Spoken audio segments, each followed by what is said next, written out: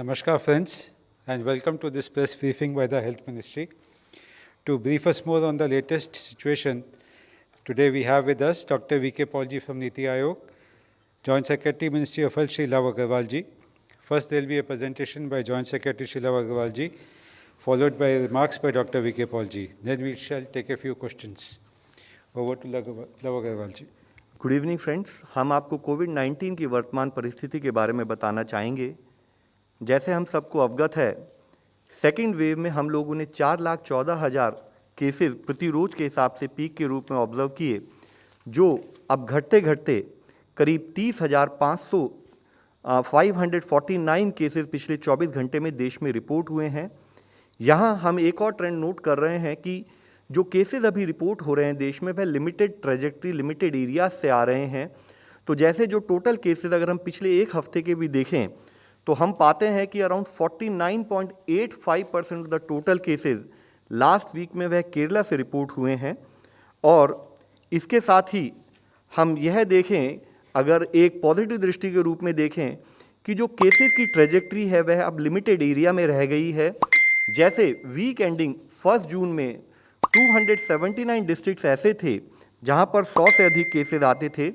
1 जुलाई तक आते आते ऐसे 107 डिस्ट्रिक्ट रह गए थे और अब यह संख्या घटकर ओनली 57 डिस्ट्रिक्ट्स रह गई है।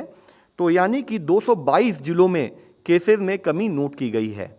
यहाँ यह समझना हमें अति आवश्यक है कि हम देख रहे हैं कि केसेस की ट्रेजेक्ट्री एक लिमिटेड एरिया में दिखाई दे रही है। इसके साथ ही अगर हम डिस्ट्रिक्ट लेवल पर एनालिसिस करें तो पाते हैं कि अभी 18 जिले ऐसे हैं देश में जो पिछले 4 हफ्तों से जिसमें एक इंक्रीजिंग ट्रेंड इन केसेस नोट किया जा रहा है, जिसमें मुख्यतः केरला से 10 जिले हैं, महाराष्ट्र के 3 जिले हैं, मणिपुर से 2 जिले हैं, अरुणाचल से 1, मेघालय और मिजोरम से 1 जिले हैं। इसमें यह समझने की आवश्यकता है कि जो ये 18 जिले हैं, ये 18 जिले ही देश के 47.5% केसेस इन 18 जिलों से आते हैं। और उसमें भी मुख्यतः अगर हम केरला के 10 जिले लें तो पिछले एक हफ्ते में 40.6% केसेस इन 10 जिलों से ही रिपोर्ट हुए हैं। हम देख रहे हैं कि देश में एक्टिव केसेस में निरंतर कमी आती जा रही थी। 37 लाख केसेस जहां एक समय पर 10 मई में थे, वह घटकर अब 4 लाख केसेस रह गए हैं। यहाँ यह समझना भी अति आवश्यक है कि जिस तरह से कुछ स्टेट्स में केसेस बढ़े हैं, उसी स्थाई पर जहाँ हमने 27 और 28 जुलाई में देश में एक्टिव केसेस की संख्या 4 लाख से कम थी, अब वह केस की संख्या बढ़कर भी 4,04,000 हो गई है।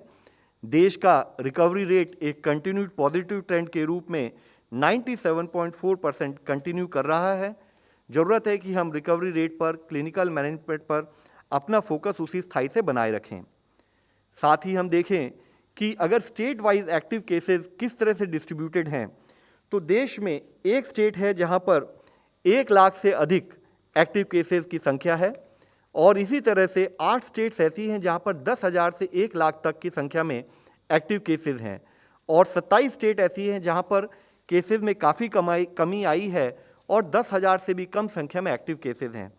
यहाँ मुख्यतः हम देखें तो पाते हैं कि even in terms of active cases, यानी कि वह केसेस जो या तो होम आइसोलेशन में है या एक्टिव मेडिकल सुपरविजन में हॉस्पिटल सेटिंग में है, उसमें भी अगर हम केरला और महाराष्ट्र को ले तो पाते हैं कि देश के 60% एक्टिव केसेस अभी लिमिटेड ज्योग्राफी में हमें पाए जा रहे हैं। इसी के साथ ही अगर हम ओवरऑल केस पॉजिटिविटी की एनालिसिस करें तो यहाँ पर एक रिलेटिव पॉजिटिव ट्रेंड, जैसे हमने इससे पहले भी इस मंच में बात की है, कि जहाँ एक समय पर 4 से 10 मई के समय पर 21.39% केस पॉजिटिविटी देश में नोट की गई, वह अब घटते घटते अगर हम पिछले हफ्ते को देखें तो 1.98% हो गई है। यानी कि यह ट्रेंड अभी भी कंटिन्यूड नेशनल लेवल पर है और वीकली पॉजिटिविटी 2% से कम अब हम 3 महीने बाद देश में नोट कर रहे हैं।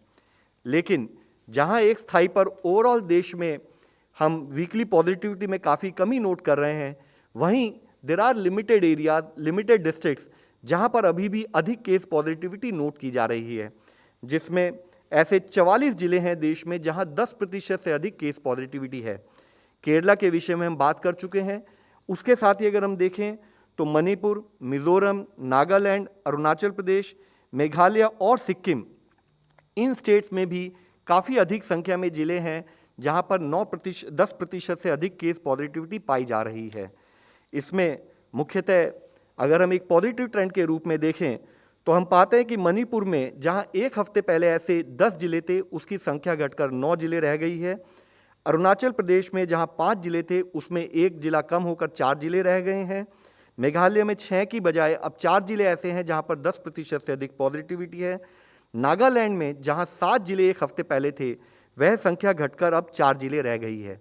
लेकिन उसी के साथ ही एक एरिया ऑफ कंसर्न भी उभर कर हमारे सामने आता है जब हम देखते हैं कि हिमाचल प्रदेश में जहां एक हफ्ते पहले कोई भी ऐसा जिला नहीं था जिसकी पॉजिटिविटी 10% से अधिक थी, वहां पर अब एक जिला ऐसा है जहां पर 10% से अधिक केस पॉजिटिविटी पाई जा रही है।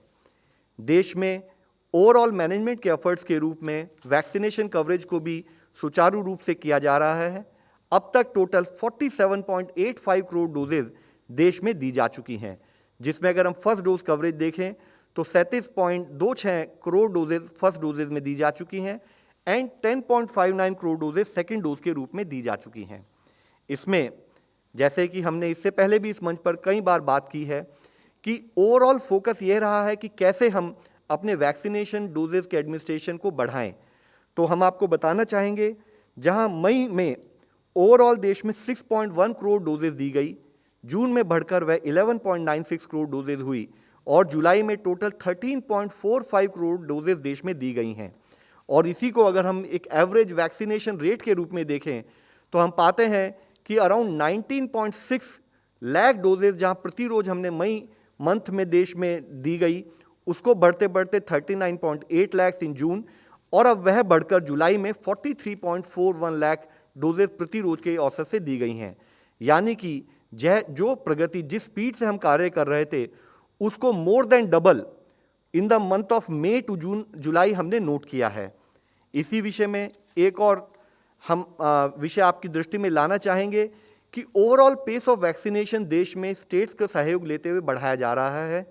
जैसे कि अगर हम देखें कि देश में पहली 10 करोड़ डोजेज देने में, वहां तक अचीव करने में हमें 85 दिन लगे। उसके बाद 10 से 20 करोड़ डोजेज के पहुंचने के लिए हमने उसको अपने पेस को बढ़ाया और हम वह संख्या यानी कि 20 करोड़ डोजेज की संख्या हम 55 दिनों में पूरी कर पाए। इसके साथ ही फर्दर स्पीड को बढ़ाया गया, प्रोसेस को बढ़ाया गया, पेस के ऊपर काम किया गया और 20 से 30 करोड़ डोजेज में जहां इससे पहले हमने 85 दिन या 55 दिन लिए, वह घटकर नंबर ऑफ डेज घटकर 29 डेज रह गई है। और साथ में 30 से 40 करोड़ डोजेज में फर्दर हमने प्रगति की और हम 24 दिनों में 10 करोड़ एडिशनल डोजेज प्रोवाइड कर पाए। और अगर हम देखें कि 40 से 45 करोड़ डोजेज में हमने अभी तक केवल 11 दिन लिए हैं और एक कंटिन्यूड बेसिस पर मैन्युफैक्चरिंग की साइड पर और डिलीवरी और लॉजिस्टिक्स के साइड पर भी कार्य करते हुए इस पेस को कंटिन्यूड वे में बढ़ाया जा रहा है। इसी के साथ ही ऐसी कई स्टेट्स हैं जहां पर 3 करोड़ से भी अधिक वैक्सीनेशन डोजेज ओवरऑल सप्लाई की जा चुकी हैं, जिसमें मुख्यतः उत्तर प्रदेश में 4.88 करोड़ डोजेज, महाराष्ट्र में 4.5 करोड़ डोजेज, गुजरात में 3.4 करोड़ डोजेज, राजस्थान, मध्य प्रदेश, कर्नाटका और वेस्ट बंगाल में जहां पर कि 3 करोड़ से अधिक डोजेज दी जा चुकी हैं। यहाँ एक मुख्य विषय अभी हम लोगों को फिर से समझने की, फिर से ध्यान में रखने की एक ज़रूरत है, वह यह है कि कोविड के केसेस पूरी दुनिया में अभी भी अधिक संख्या में आ रहे हैं, यानी कि pandemic is far from over. और जैसे कि हम एक पिछले विषय में भी, पिछले मंच पे भी इस बार बात कर चुके हैं कि second wave as far as India is concerned is still not over. अगर आप देखें तो देश में अभी, पूरे दुनिया में अभी भी 4,77,000 के करीब औसतन प्रति रोज केस आ रहे हैं। यह काफ़ी अधिक संख्या है और यह एक इंक्रीजिंग ट्रेजेक्ट्री की तरफ जाते हुए दिखाई दे रहा है। इसी विषय में हम आप लोगों की दृष्टि में लाना चाहेंगे कि जैसे एक विषय या तो हम ग्रोथ रेट की बात करें या एक्टिव केसेस बढ़ रहे हैं उसकी बात करें, या इसको एक टेक्निकल दृष्टि से अगर हम आप लोगों के सामने रखें तो एक इसमें अंश यूज किया जाता है reproduction number. Reproduction number means कि एक इन्फेक्टेड आदमी अपने इन्फेक्शियस पीरियड में कितने और लोगों को इन्फेक्ट करता है। यहाँ यह माना जाता है कि रिप्रोडक्शन नंबर जब भी 1 से अधिक है तो इसका मतलब है कि केसेस की ट्रेजेक्ट्री इंक्रीजिंग है और टू दैट एक्सटेंट उतना ही कंट्रोल करने की आवश्यकता है। तो यहाँ हम आप लोगों की दृष्टि में लाना चाहेंगे, जैसे यूनाइटेड स्टेट्स में भी अभी केसेस बढ़ रहे हैं, ऑन एन एवरेज वहाँ रिप्रोडक्शन नंबर अभी 1.2 है, यानी कि एक इन्फेक्टेड आदमी एक से अधिक 1.2 लोगों को अपने इन्फेक्शन की अवधि में इन्फेक्ट कर रहा है। कनाडा में भी यह नंबर बढ़कर 1.2 के करीब है, ऑस्ट्रेलिया में यह 1.2 है, और इंडिया में जहां कुछ दिनों पहले करीब 0.88 रिप्रोडक्टिव रेट हम नोट कर रहे थे, उसमें हमने पिछले कुछ दिनों में कुछ लिमिटेड टेरिटरीज में हमने इसमें वृद्धि नोट की है। जरूरी है कि हम अपने कार्य प्रणाली में दो तरीके से एनालाइज करें। एक तो वह लिमिटेड ट्रेजेक्ट्री जहां पर अभी अधिक केसेस आ रहे हैं, वहां पर हमारा कंट्रोल बहुत कठिनता से हम उसको कंट्रोल करने में अपना कार्य करें। दूसरा, अगर कहीं पर रिप्रोडक्टिव नंबर यह इंडिकेट करता है कि एक इंक्रीजिंग केसेस की ट्रेजेक्ट्री है, तो वहां पर भी हमारा ध्यान उसी तरह से बना रहे ताकि वहां पर भी इन्फेक्शन ज़्यादा ना फैल पाए। इसमें मुख्यतः अगर आप देखें कि 8 ऐसी स्टेट्स हैं जहां रिप्रोडक्टिव नंबर आज देश में 1 से अधिक है, और उसमें भी मुख्य जो हमारे लिए एक चिंता का विषय होना चाहिए, ना कि यह नंबर अधिक है, इसके साथ ही इस नंबर का एक इंक्रीजिंग ट्रेंड दिख रहा है। हमने इस विषय में कई बार इस विषय में चर्चा की है कि जरूरी है, हमें ध्यान रखना है कि वायरस नहीं थका या हम नहीं थक सकते, हमें कंटिन्यूड बेसिस पर कोविड-19 से अपनी लड़ाई को जारी रखना है। तो जरूरी है कि यह स्टेट जहां पर जैसे मुख्यतः हिमाचल प्रदेश में रिप्रोडक्टिव नंबर 1.4 के करीब है, जम्मू कश्मीर में 1.4 है, लक्षद्वीप में 1.3 है, और इसी तरह बाकी स्टेट्स में जहां पर रिप्रोडक्टिव नंबर 1 के करीब है, वह स्टेबल या डिक्रीजिंग ट्रेंड अगर दिखा रहा है, तो इसको एनालाइज करते हुए जो भी कार्य कोविड-19 के मैनेजमेंट के संबंध में करना है, हम स्टेट के साथ मिलकर उस पर कार्य करते रहें। इसी विषय में एक और अंश हम आप लोगों के सामने लाना चाहेंगे। हमारी कोविड की लड़ाई में मुख्यतः प्रजा के साथ साथ, सिटीज़न के हर सपोर्ट के साथ साथ हमें हमारे स्वास्थ्य कर्मियों का सपोर्ट मिला है, हमारे युवा नेताओं का सपोर्ट मिला है, युवक का सपोर्ट मिला है, और हमारे ANMs, आशा वर्कर्स और आंगनवाड़ी वर्कर्स का सपोर्ट मिला है। इस विषय में कोविड ग्राउंड जीरो के रूप में कहानियाँ आशा और विश्वास की हम आप लोगों के सामने अमरावती जिले में मेलघाट गांव में जो एफर्ट्स किए गए फील्ड स्थाई के लेवल पर कि कैसे वैक्सीनेशन को बढ़ाया जाए, कैसे लोकल लैंग्वेज का प्रयोग किया जाए, कैसे यूथ ग्रुप्स को इस्तेमाल किया जाए, और कैसे आउटरीच की जाए, और उसके द्वारा वैक्सीनेशन कवरेज पे जैसे उन्होंने कार्य किया है, हम आप लोगों के सामने रखना चाहेंगे।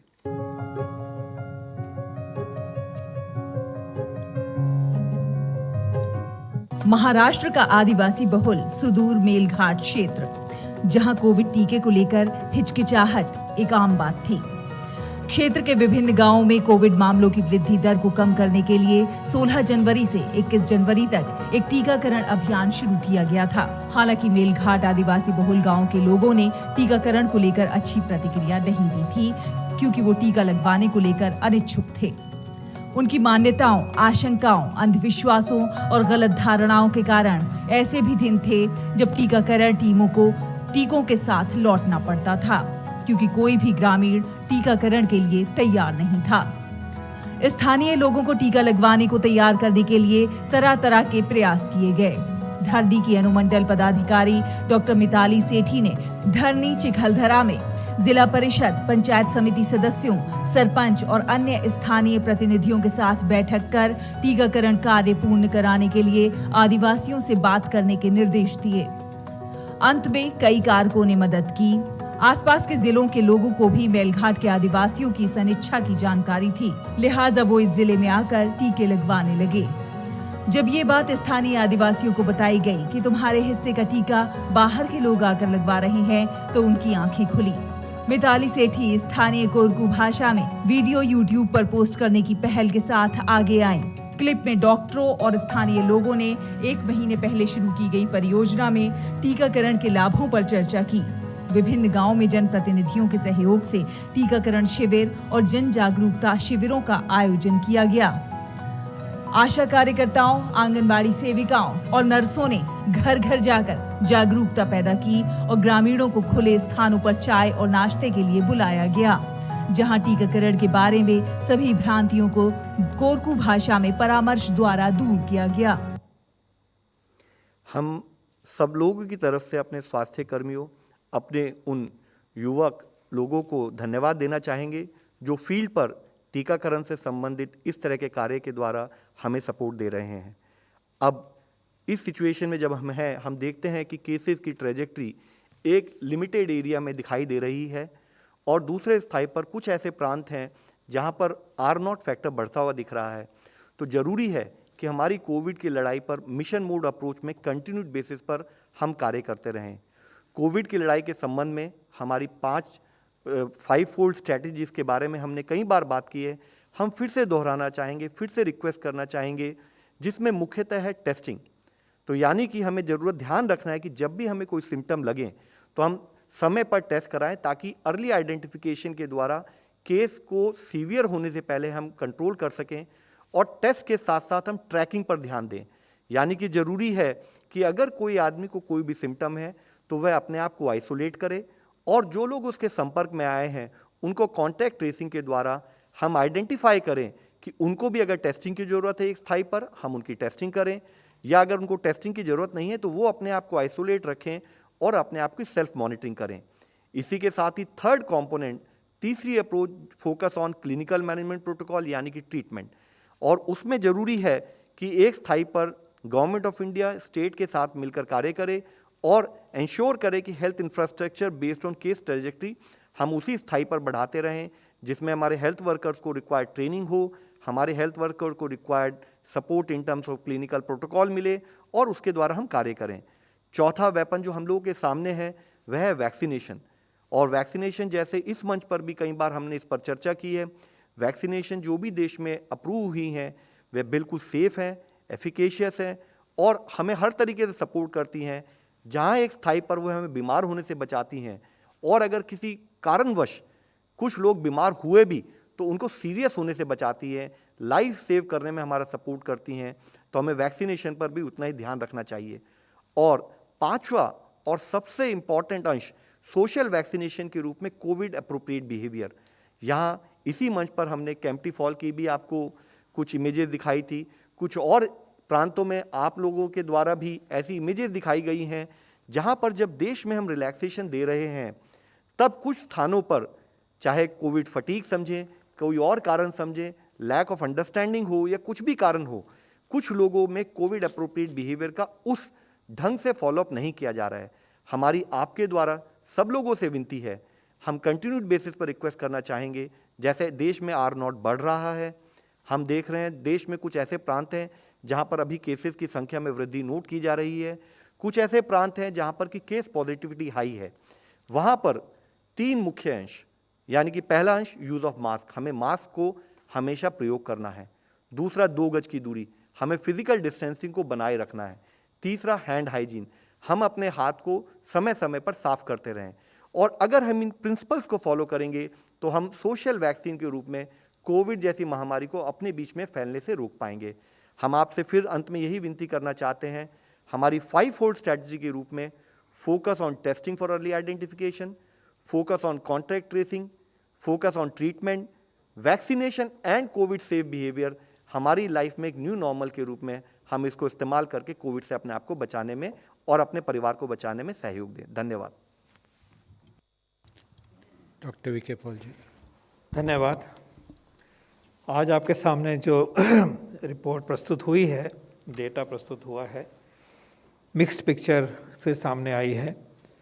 हम देखते हैं कि जिन ज़िलों में 100 से ज़्यादा केसेस हो रहे थे वो कम हो गए हैं। हम ये भी देख रहे हैं कि केस हाई पॉजिटिविटी वाले भी ज़िलों में चेंज आया है। Before that overall positivity rate में डिक्लाइनिंग ट्रेंड है और जो हाई पॉजिटिविटी के ज़िले हैं उनमें भी गिरावट आई है। लेकिन वहीं पे एक सिग्नल मिलता है कि नए ज़िले भी हाई पॉजिटिविटी रेट के साथ जुड़ रहे हैं, एक सिग्नल ये मिलता है। दूसरा, आपके सामने जो डेटा और मैप दिखाया गया उसमें ये भी दिखाया गया कि हमारे कई प्रांतों में, कई राज्यों में रिप्रोडक्शन नंबर जो है वो 1 से ऊपर पहुंचा हुआ है और बढ़ रहा है। और continuing high active case load and pandemic load in the state of Kerala continues to be very significant worry. तो मिक्स पिक्चर है, और आज के कंसर्न्स में हिमाचल, जम्मू कश्मीर, लक्षद्वीप, तमिलनाडु, मिजोरम, कर्नाटक, पुडुचेरी और केरल, ये राज्य जो हैं वो चिन्हित हुए हैं आपके सामने।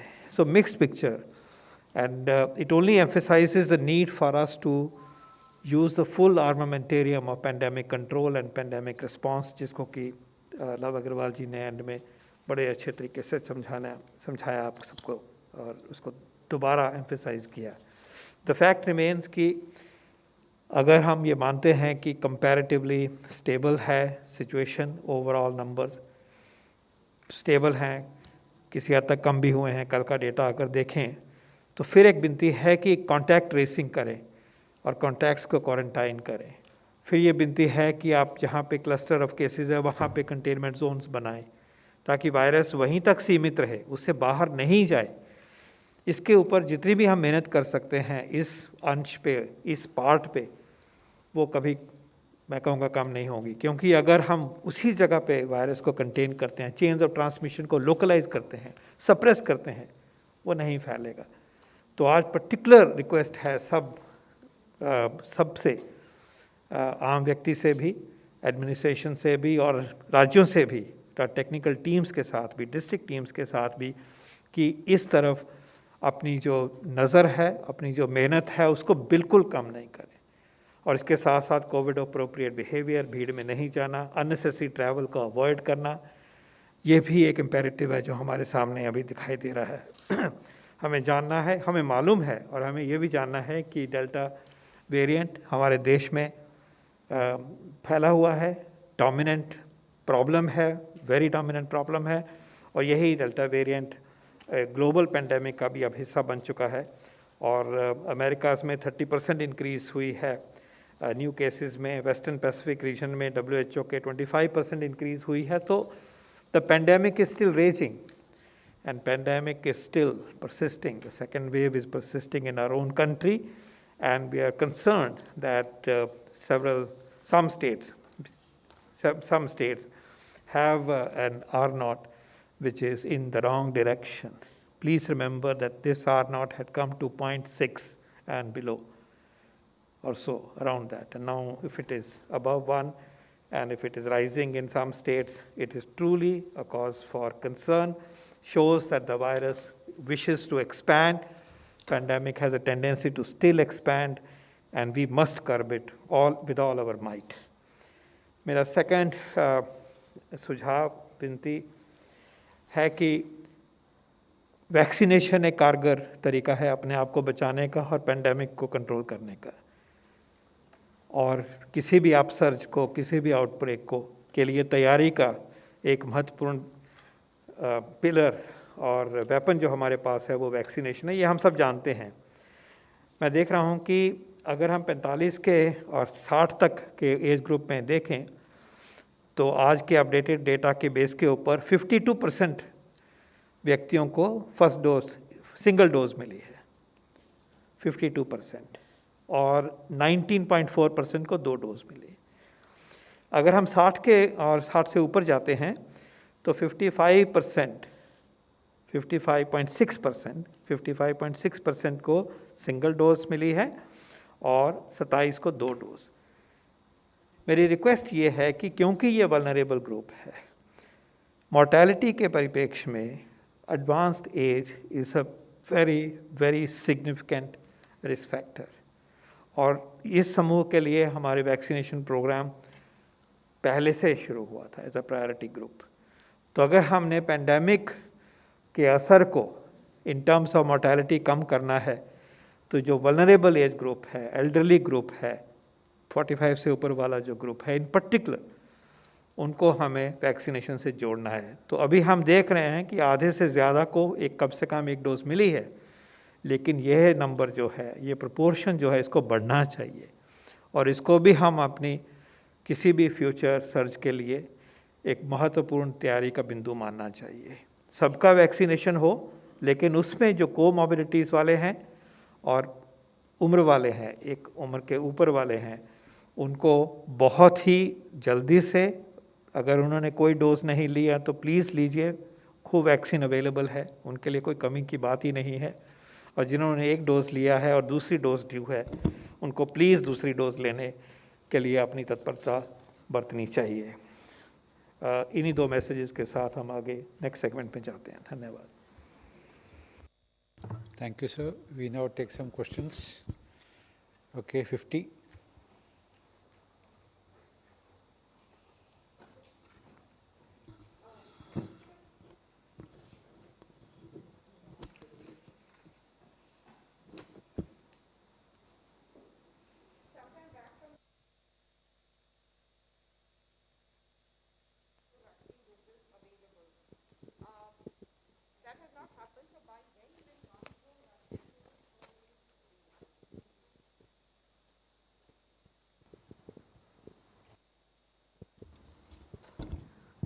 इस मंच से जहाँ तक मुझे ज्ञात है, हमने ये कहा था कि 51 करोड़ के लगभग डोजेज़, अबाउट 50 करोड़ डोजेज़ उपलब्ध होंगी एंड ऑफ जुलाई तक। और उसके बाद का जो रूपरेखा दिखाई गई है, अराउंड 135 करोड़ डोजेज़ का रोड मैप दिखाया गया आपके सामने। और ये भी उम्मीद करी गई कि जैसे जैसे वैक्सीन अवेलेबिलिटी बढ़ेगी, गति तेज़ होगी और एक दिन ये भी आएगा जब उस नंबर की भी वैक्सीनेशन की इम्प्लीमेंटेशन है वो जो हो रहा होगा। नेक्स्ट। Yeah, 4. और जुलाई में जितने वैक्सीन वो 51 करोड़ अराउंड अबाउट जो कहा गया था, they have been achieved, we have communicated that and we are hopeful and we are confident that the roadmap presented to you for August to December will also hold good. Could you please share the findings of the central team that went to Kerala? Kerala जो team गई थी उसके वही कह रहे हैं आप? Okay, कुछ। So there was a 6-member team which was sent to Kerala, and they have now come back. And from what we could get from details from them, the team was primarily headed by Dr. Sujit Singh, Director NCDC, supported by ex-Deputy Director General of Disaster Management Cell and public health experts. उन लोगों ने जो कुछ ज़िले भी visit किए, कुछ और प्रांत भी विज़िट किए, तो उनकी कुछ ऑब्जर्वेशन थी जो उन्होंने स्टेट्स के साथ शेयर की हैं, so as to 8 states in terms of overall management. एक रिपोर्ट जो अभी मुझे मिली है थोड़ी देर पहले, जिसमें कि एक टीम ने मल्लापुरम को विज़िट किया था और वहाँ उन्होंने पाया कि एक अपवर्ड ट्रेंड देखा जा रहा है टेस्ट पॉजिटिविटी रेट में, और जो अभी अप्रॉक्सीमेटली 17.26% है। उन्होंने टीम ने ये भी फोकस किया, उन्होंने टीम ने स्टेट को यह भी एडवाइस किया कि एक्टिव सर्विलेंस बढ़ाने की ज़रूरत है।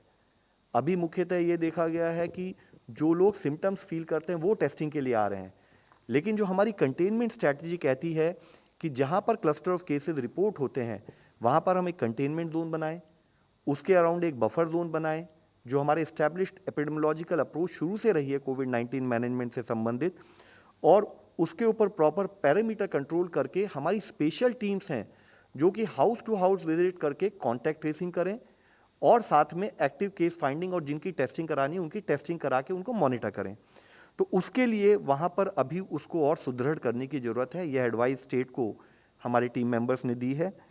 वहाँ पर उन्होंने ये भी पाया कि जिस तरह से ABCD क्लासिफिकेशन कर कर एक हफ्ते के लिए कुछ रेस्ट्रिक्शंस लगाई हैं, उसका जो एक एक्सपेक्टेड रिजल्ट है अभी उस संभावित उसमें हमें नहीं मिला है। तो उन्होंने कहा है कि while state will take up continue with this initiative, but what is critical कि जो कंटेनमेंट अप्रोच है उसको, जो हमने गाइडेंस दी है, जो हमारा टेक्निकल गाइडेंस है, उसको 100% फील्ड पर फॉलो किया जाए। एक और जो उन्होंने नोट किया कि वहाँ पर RT-PCR की टेस्टिंग अप्रॉक्सीमेटली इस जिले में करीब 20% थी और रैट पर 80% जोर है, तो ज़रूरी है कि गोल्ड स्टैंडर्ड के रूप में RT-PCR टेस्टिंग को थोड़ा बढ़ाया जाए।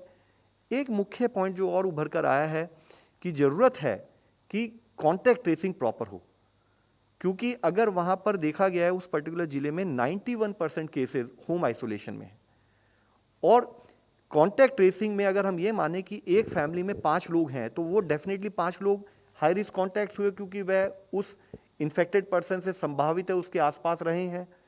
लेकिन वहाँ पर केस कॉन्टैक्ट रेशियो 1:1.5 के करीब नोट की गई है। तो यानी कि ज़रूरत है कि हमने इससे पहले भी एडवाइस दी थी कि हमारी कॉन्टैक्ट ट्रेसिंग एक्चुअली 1:20 होनी चाहिए और 1:20 के आसपास होनी चाहिए। तो contact containment operations as well as contact tracing को सही तरीके से फील्ड पे करेंगे तो हमें उसके संभावित और उसके रिक्वायर्ड रिजल्ट मिलेंगे। साथ में जो हमारी होम आइसोलेशन की गाइडलाइंस है उसको प्रॉपरली फॉलो किया जाए ताकि इन्फेक्शन स्प्रेड ना हो।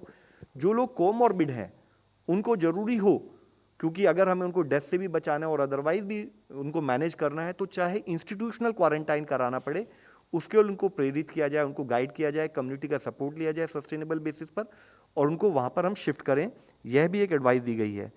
साथ ही इस पर्टिकुलर जिले में जैसे हेल्थ इंफ्रास्ट्रक्चर पर, पर्टिकुलरली आईसीयू बेड्स पर और वेंटिलेटर बेड्स पर एक स्ट्रेन पाया गया, तो स्टेट को यह भी एडवाइस दी गई है कि एक स्थाई पर आप कंटेनमेंट पर ध्यान दें, दूसरे स्थाई पर जहाँ जहाँ आपका हेल्थ सिस्टम स्ट्रेन में उसको इमीडिएटली एफर्ट किए जाए कि उस हेल्थ इंफ्रास्ट्रक्चर को बढ़ाया जाए और इसके साथ ही vaccination as a major approach towards management for long term, उस पर भी स्टेट उसी हिसाब से कार्य करती रहे।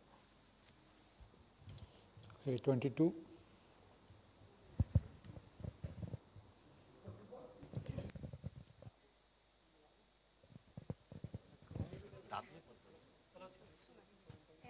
Dr. Paul, I am Ayushman. You said 50 crore doses were delivered. By July 31st, 48.8 crore doses were given, which is 94%.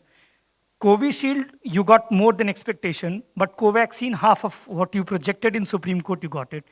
A few initial doses from Bangalore batch didn't qualify.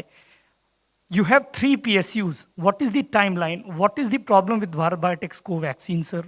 When are we seeing the expedition in the numbers? And by when IIL is going to manufacture the vaccine?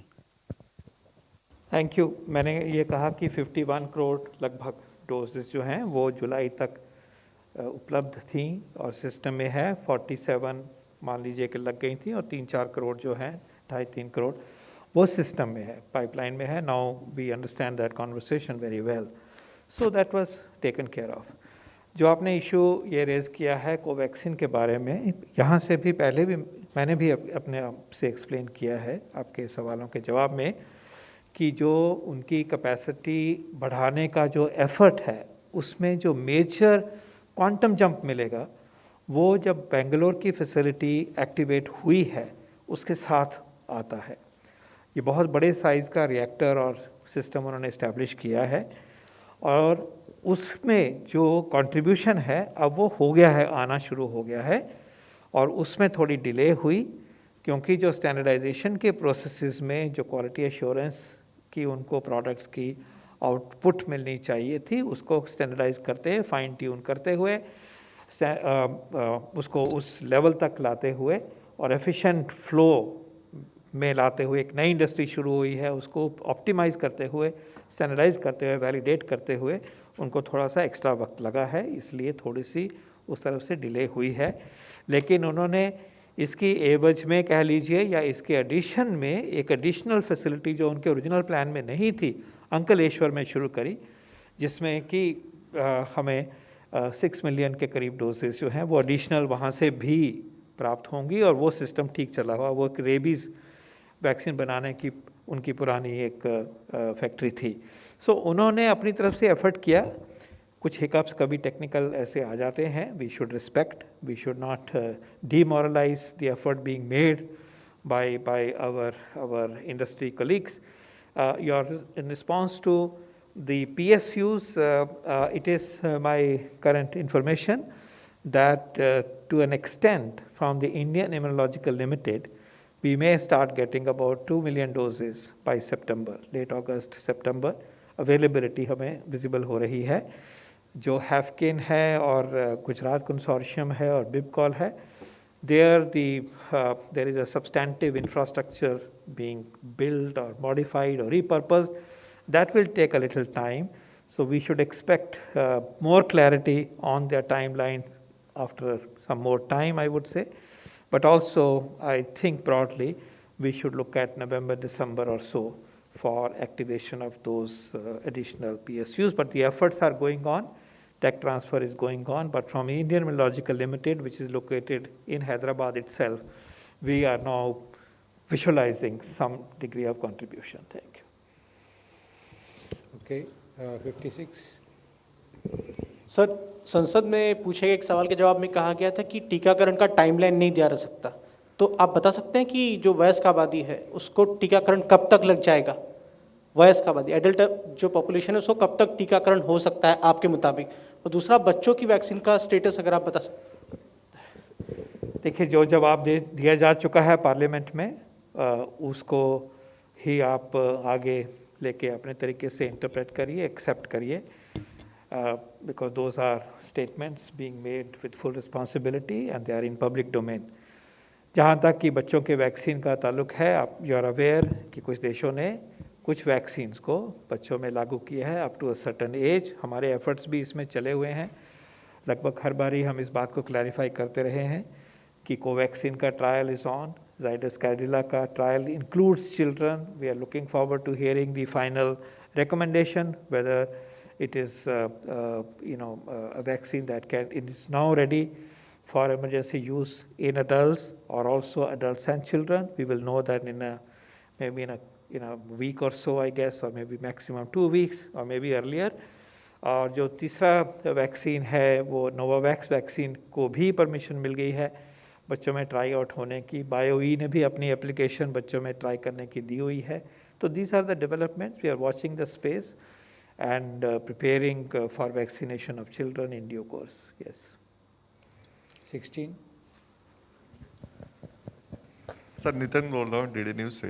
ये कई ऐसे report देखने को आ रहे हैं कि जो हाल ही में सीरो सर्वे जारी किया गया है उसके आधार पर बताया जा रहा है कि जो राज्यों में कोरोना के मामले हैं उनकी अंडर काउंटिंग की गई है।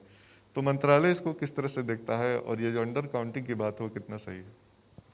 देखिए, इसके बारे में बिल्कुल मैं साफ करना चाह रहा हूँ बात को कि sero survey is done with the specific purpose of enunciating how many people have antibodies, how many people have had previous experience to COVID-19. Remember, all the sero surveys that have been done, जो किए गए हैं ICMR ने, वो national level picture को देने के लिए किए गए हैं।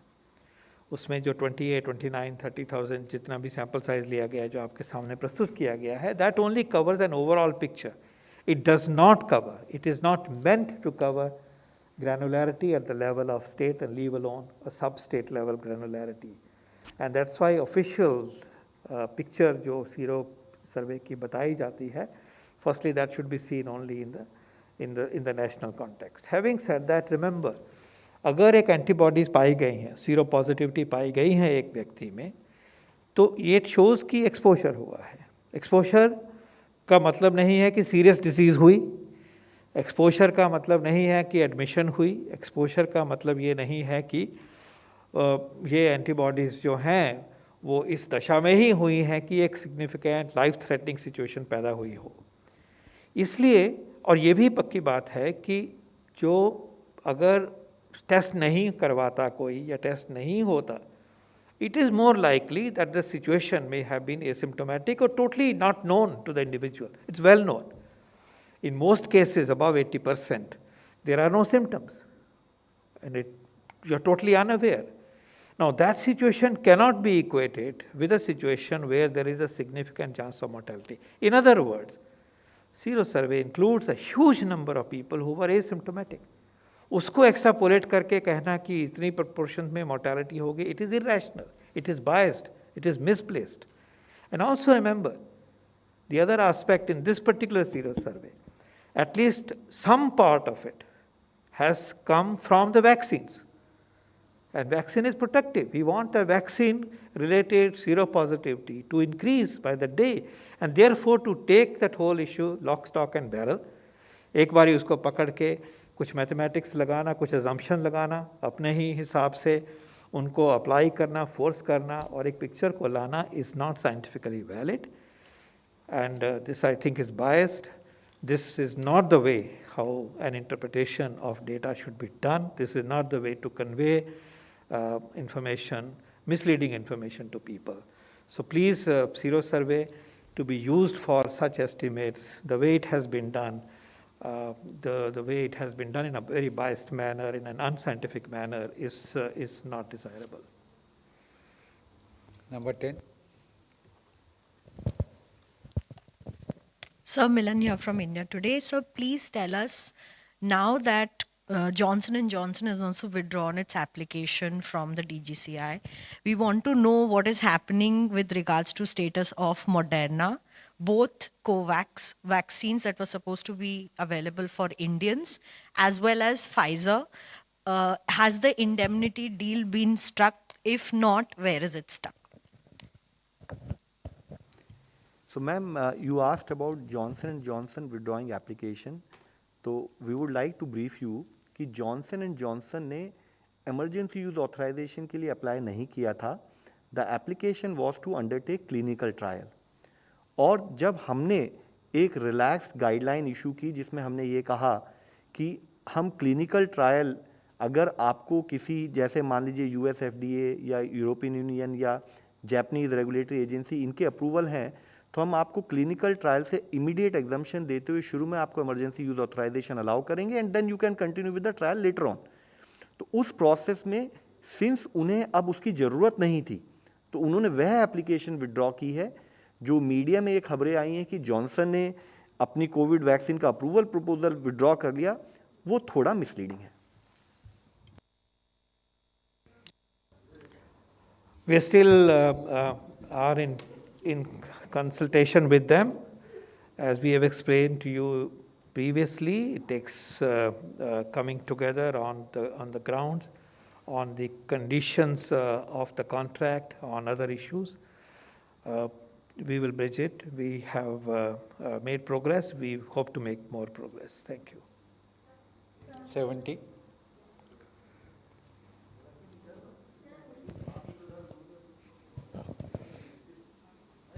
ऐसे बोले ना. हेलो, ठीक है. हेलो सर, आईआईटी हैदराबाद और आईआईटी कानपुर ने ये स्टडी किया है और ये कहा है कि शुरुआत हो जाएगी थर्ड वेव की अगस्त मिड से और पीक पर अक्टूबर में जाएगी. इस पर क्या कहना चाहेंगे? दूसरा सवाल ये है सर, जो केरला में केसेस बढ़ रहे हैं, कंटेनमेंट जोन और भी कई कारण हो सकते हैं, लेकिन क्या ऐसा है कि वहाँ पर कोई और भी वेरिएंट है डेल्टा के अलावा, या फिर डेल्टा प्लस है, या फिर क्या वजह है? So ma'am, on the issue of wave हम लोगों ने इस मंच पर इस बारे में कई बार बात की है. पहले हम आपसे विनती ये करना चाहेंगे कि अगर हम वेव को भी एक पैरामीटर मान के चलें तो देश में अभी सेकंड वेव पूरी नहीं हुई है. अभी भी केसेस 30,000 की संख्या में आ रहे हैं. दो विषय हमारे सामने आ रहे हैं. एक तो यह है कि केसेस जो हैं अब एक लिमिटेड एरिया से आ रहे हैं, ज़रूरी है कि हम वहाँ पर स्ट्रिक्ट एक्शन लेके उनको कंटेन करें. दूसरा यह है कि जैसे जैसे देश में गतिविधियाँ खोली गई तो उसमें हमने जब गतिविधियाँ खोलने पर हमने ये पाया कि कुछ प्रांतों में कोविड सेफ बिहेवियर अगर फॉलो नहीं होगा तो हो सकता है केसेस बढ़ें. इस मंच पे हमने इसमें बात की और उसके प्रभाव के रूप में शायद हमने जैसे कि सर ने कहा कि 0.6 R0 था, उसके बाद 0.8 हुआ, बढ़ते बढ़ते आज हम उसको R1.2 के करीब देख रहे हैं. तो जरूरी है कि जिन प्रांतों में केसेस बढ़ने की तरफ दिख रहे हैं वहां पर भी हम उतनी सजगता से कार्य करें. तो ये दोनों चीजें हमें समझने की जरूरत है कि सेकंड वेव ही हमें सबसे पहले मैनेज करनी है. दूसरी चीज है, अगर आप कभी भी वेव के बारे में बात करें तो हमने इस मंच पर आपको बताया है कि वेव जो है they are more of a post facto understanding और evaluation of plotting the case trajectory. उससे भी पहले हमारा एक्शन क्या है दैट विल डिटरमिन. वेव के दो कंपोनेंट हैं. एक कंपोनेंट है एक प्रकृति के रूप में, जैसे आपने कहा कि वेरिएंट आ सकते हैं, तो एक प्रकृति के रूप में हमारे सामने एक नया चैलेंज आ सकता है. दूसरा, हमने इससे पहले भी इसमें बात की है, एक हमारी प्रवृत्ति क्या है, हमारा बिहेवियर कैसा है, क्या हम इस वायरस को समझ के इस वायरस के अनुरूप इससे बचने के लिए कार्य कर रहे हैं, वह भी हमें सपोर्ट करेगा, कपल्ड विद द फैक्ट कि हम उसको वैक्सीनेशन से और एड करें. तो इन दोनों कंपोनेंट पे हमें काम करने की बहुत ज़रूरत है. हम आपके द्वारा फिर सबसे विनती करना चाहेंगे, हमें सबका, इस देश के हर नागरिक ने सपोर्ट दिया है स्टेट को, गवर्नमेंट को इन terms of management for last 1.5 year and more. लेकिन ये बैटल अभी ख़त्म नहीं हुई है और हमें प्रकृति से दिया हुआ challenge coupled with the fact हमारी प्रवृत्ति क्या है, उससे हम कैसे मैनेज करें, इन दोनों को मिक्स करते हुए हमें इस पे फोकस करना है। इसी से संबंधित आपने केरला के विषय में कहा है, तो जैसे मैंने इससे पहले आपको भी सबमिट किया है, variant can fuel, variant can lead to a situation in terms of higher transmissibility which has been noticed not only in Kerala, not only in Maharashtra, in other parts of the country and now across the world. लेकिन variant को management का principle आज भी वही है, same 5-fold strategy, test, track, treat, vaccinate and COVID appropriate behaviour. इन पांचों जो हमारे कंपोनेंट है मैनेजमेंट के, इनसे हम इधर से उधर कभी भी होंगे तब हम देखेंगे हमारे केसेस की संख्या बढ़ेगी। मैं फिर से आपसे ये रिक्वेस्ट करना चाहूँगा, हमारी प्रकृति के दिए हुए चैलेंज के साथ साथ हमारी प्रवृत्ति हमारे मैग्नीट्यूड ऑफ जो केसेस आएंगे उसको डिटरमिन करती है। तो जरूरी है कि हम कभी भी ना भूलें कि हमें कोविड सेफ बिहेवियर का पालन करना है। Number 26.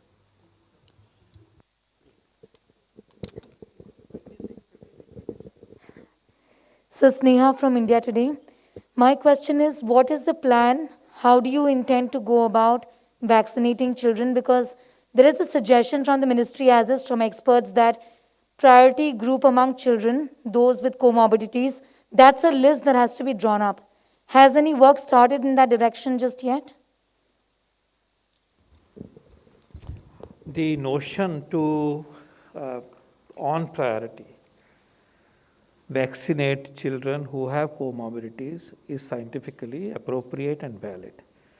Because हमने यहाँ से भी शेयर किया था कि जो चाइल्ड कोविड है वो रिलेटिवली माइल्ड डिजीज़ होता है, एसिम्प्टोमेटिक होता है, और जहाँ भी एडवर्स आउटकम्स हुए हैं often there is a significant comorbidity. So this principle holds good and it also holds good, जैसे मैंने थोड़ी देर पहले कहा, for adults, and therefore as a scientific principle this is valid. Now the issue is, before we embark on vaccinating children, we need to have a vaccine which is entitled and appropriate and licensed for use in children.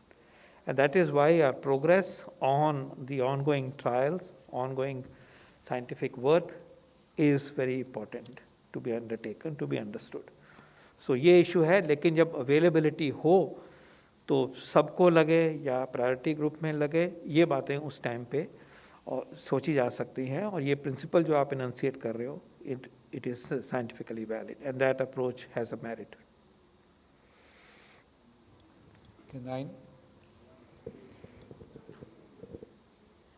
Sir, is there actually any talks going on whether to reduce the private, the 25% private quota for vaccination that is going to be given, whether that is being, because there are talks that it is going to be reduced. Secondly, when we talk about the district Malappuram, like Mr. Love Agarwal said that there is 17.2% of positivity rate. Is it because of the relaxation that was given during one of the specific festivals, as being claimed?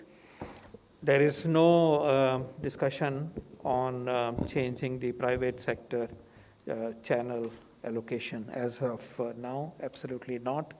We believe that is a very important channel that enhances our reach, it enhances and multiplies our effort, and we'll continue to work through that channel.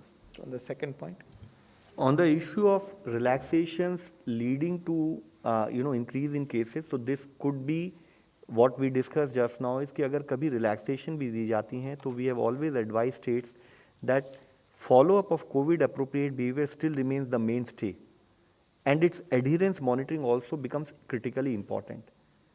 But what is very critical for us to sort of kindly delve collectively on this issue, while government talks about restrictions and relaxations, if we have to manage this virus on a continued basis, it has to be primarily managed in terms of working with community. That is why from moment one, if you remember, Honorable Prime Minister's talk about Jan Andolan has been the mainstay. How do we work with community? How do we engage with them? How do we bring it to their notice that what additional support on a continued basis we need from the community to take this battle head on? So not only relaxation or restrictions, follow-up of COVID appropriate behavior, as well as maybe issues related with effective containment strategies will critically hold an important imperative in terms of management of COVID-19. Thank you, friends. We close the press conference now.